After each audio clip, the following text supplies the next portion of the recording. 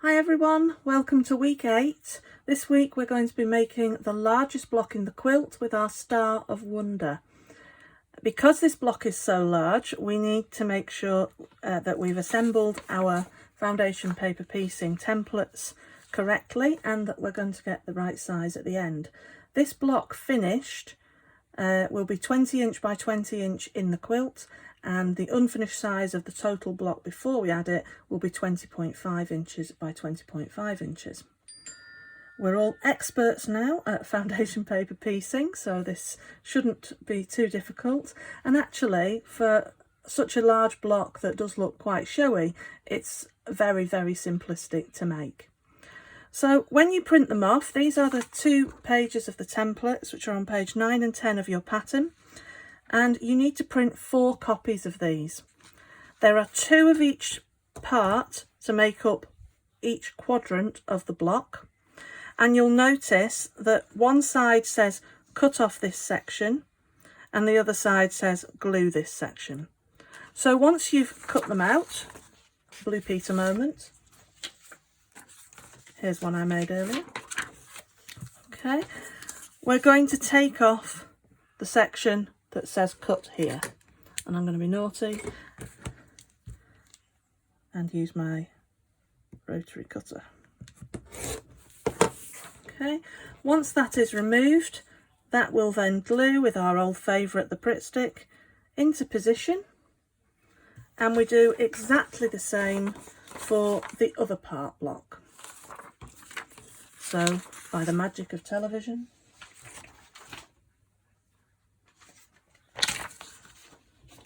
here's one I made earlier. So we have both of our templates here, one part being white, one part being yellow, and we're now ready to piece. So to make this block, you're going to need from fabric A 4 10.5 by 4 inch rectangles. You're going to need 4 2.5 by 6 inch rectangles. From fabric F, you're going to need 4 10.5 by 8 inch rectangles. From fabric E, 4 10.5 by 4 inch rectangles and 4 2.5 by 6 inch rectangles. Then finally, from fabric H, we're going to need 4 10.5 by 8 inch rectangles. Okay, so I'm going to show you how to make one of the quadrants, and then we'll look at how to assemble all 4 of them at the end. Each of them are identical. Once you've got your template ready, and remember I've left a little bit of space around the outside of the template just to make it easier when I come to trim off at the end. Always working on the back, and we're going to start with section A1, which is the largest section on the block. As we've done before, I'm going to use a little bit of Pritt stick.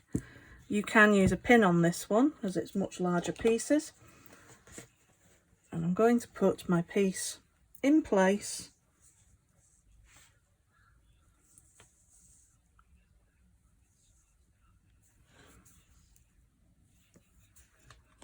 making sure it covers right up to the top.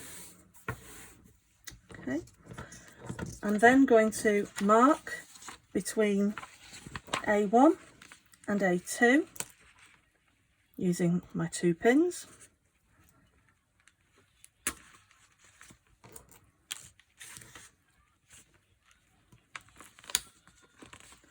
And that just gives me guidance of where to put my next piece, and our A2 piece is our smallest green piece, so that's the 2.5 by 6 inch rectangle. Overlap it by about 1/4 inch. Take the pins out. You can put one in place if you want to hold it whilst you take it to sew. Turn it over, and we're going to take this to the machine and sew between A1 and A2. Back at the mat, you can see our very tiny stitching. Remember to reduce your stitch down. In this case, I've reduced it to 1.5 on my machine. You will vary depending what machine you've got.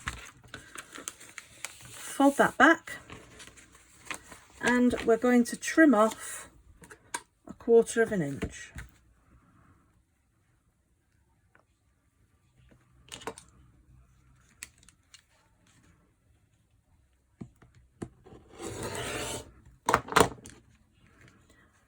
Nice piece for my scrap bag.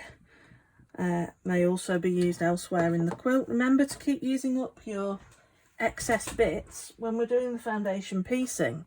It's quite easy to use up those scraps. Fold that back, turn it over, take out the pin and press it back with our trusty seam roller. Okay, ready to mark the last piece on this part. So we're going to put a pin between A3 and A2, A1. This is the larger of the red pieces. This is 10.5 by 4 inches. Flip that over. We can see where our pins are. Line it up on the right side, overlapping roughly 1/4 of an inch.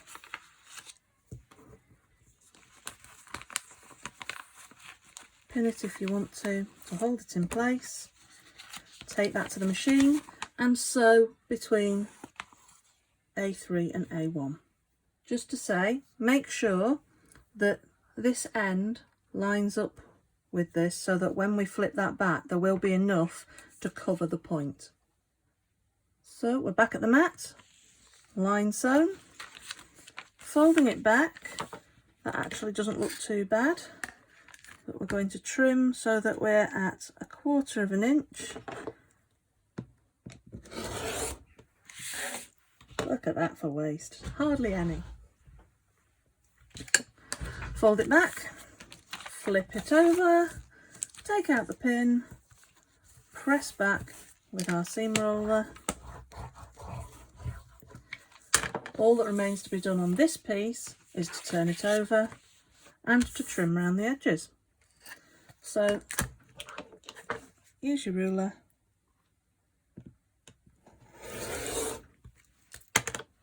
again there is a little bit of excess in the way that we've done this, but we're just making sure the sizes of the pieces that you have are long enough to actually cover with less errors.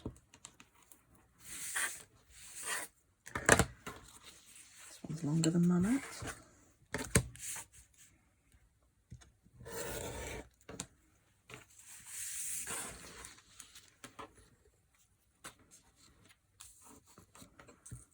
Don't forget up there at the end, there's a little clipping of the corner.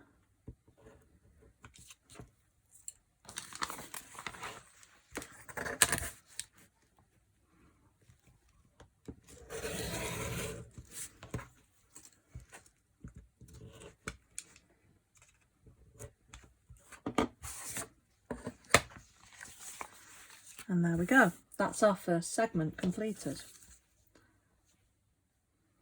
Okay, so now we have the B piece. Exactly the same as before, but the colours are slightly reversed in terms of the large piece is green, the small piece being red, and instead of the whitish background we've got a yellow one on this. So we're going to turn that over. The old friend Pritt Stick. I know some of us don't approve of this. Place the yellow so that it's going to cover where it needs to.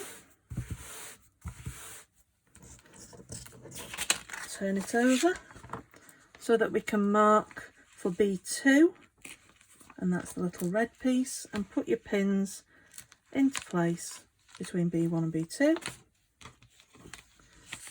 Turn that so I put it in the right direction. Line up your small red piece. Make sure it overlaps by about 1/4 of an inch. Pin it to secure it.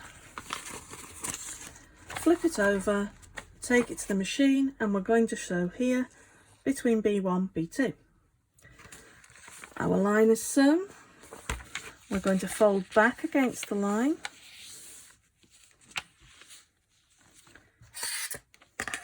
Put your ruler on the fold, and we're going to cut off at about 1/4 inch.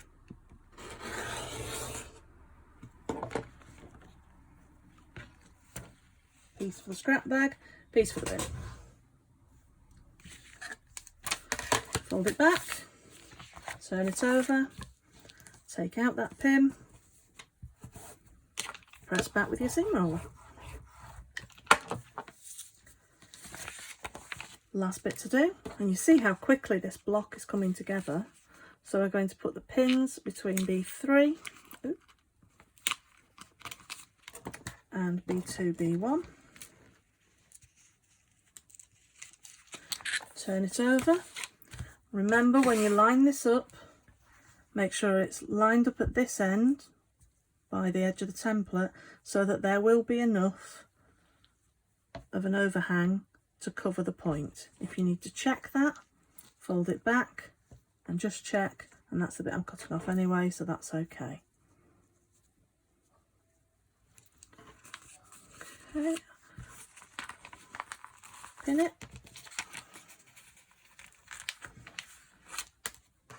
turn it over, and we're going to take this and sew along that line between the green section B3 and the yellow and red B1, B2. Line sewn, fold back,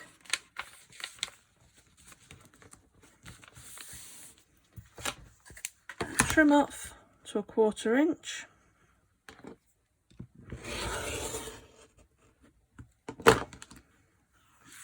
Just got a little bit there. There we go. Fold it back, flip it over, take out that pin, fold back, and use your seam roller to just flatten down that seam. We've now going to turn it over, and we're going to trim off the block.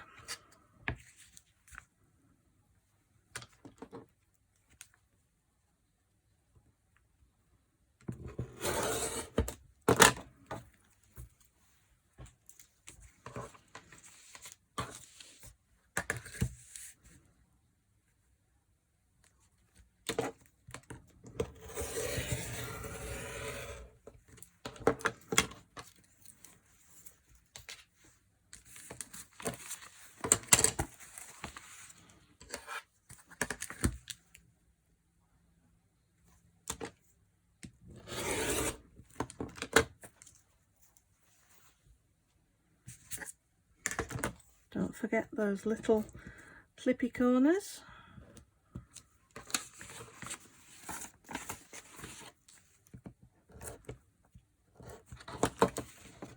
Okay, and there is our second segment. So here we have both segments A and B. We need to join the two together to make that quadrant. So if we put them right sides together,